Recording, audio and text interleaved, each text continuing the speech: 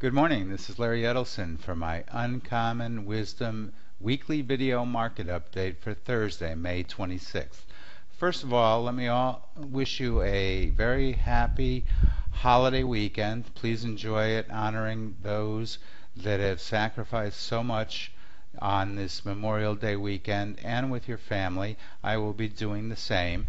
So far this week, the holiday trade has been pretty light in anticipation of Memorial Day weekend. However, we have seen a strong comeback in the European debt crisis, with Standard & Poor's downgrading the credit outlook for Italy and threatening to take further action with respect to the sovereign debt crisis in Europe. This is literally cratered the euro this week and sent the dollar rallying, which I pretty much expected, as I told you last week, that the dollar is firming up in here for a short-term rally.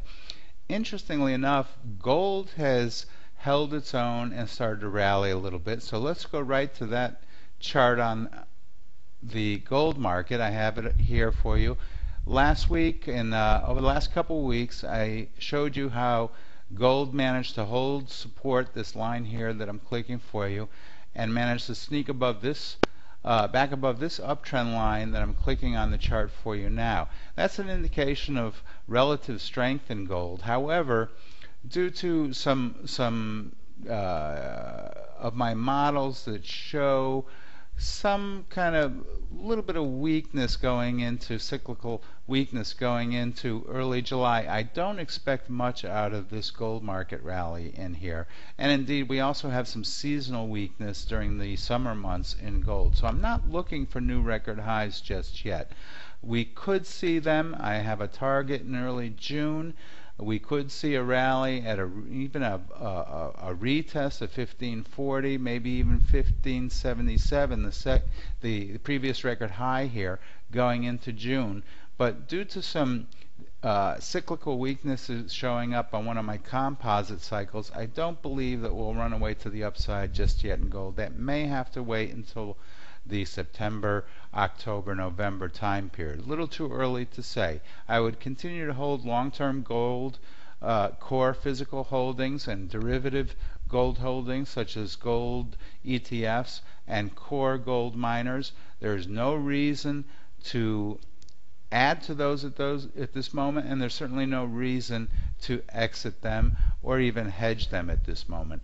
Now let's go immediately to the silver chart. Silver continues to act on the weak side. We're seeing a little bit of a rally here this week, back up. We'll probably test over the next week or so as high as $37, maybe even $39.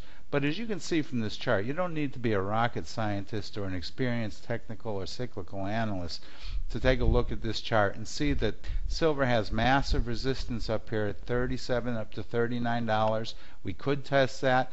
If it fails to climb back above this level, then we would probably see another leg down in silver, which is exactly what I'm expecting, down to 28 and possibly even lower before this wicked correction in silver finally comes to an end. At that point, I will then be an aggressive buyer of silver bullion and silver mining shares, but not until all that speculation on the downside and the crash has wrung itself out.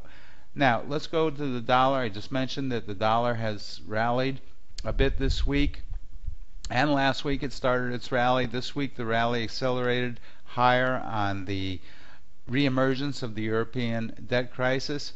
You'll notice this pink line here that I've shown you in the past couple of updates. I do not expect the dollar index to get much above this 78.50 level in the nearby futures contract or the cash spot index in the dollar index. From there, we should see the sovereign debt crisis hop again from Europe to the United States and the dollar start to fall again. Now keep in mind that the U.S. economy is slowing. We've certainly seen plenty of evidence to that fact in the last couple of weeks, with housing sales plummeting again, some employment stats not being very good, durable goods orders and production falling sharply.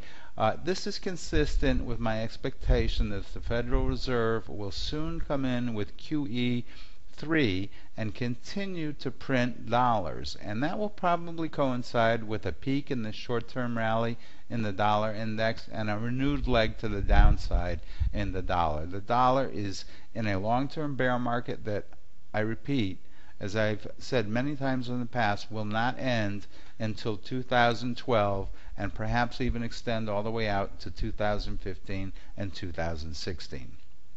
And will witness the dollar being replaced as the world's reserve currency. Let's now take a look at the Dow Industrials. Here we've seen a pullback in the Dow as, again, the European sovereign debt crisis rattles a lot of stock market investors. That's not surprising to me. We failed to get back into this channel in here, so we're starting to see some weakness and rolling over in the Dow Industrials. We do have support at 11.8. We'll have to see what happens when we get down to that level.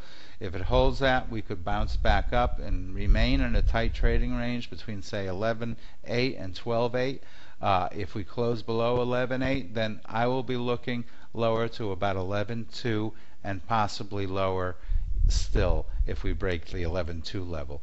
A little too early to say. Either way, I'd not be very aggressive in stocks, either long or short, in this choppy trading range that we're in right now, and especially heading into Memorial Day weekend.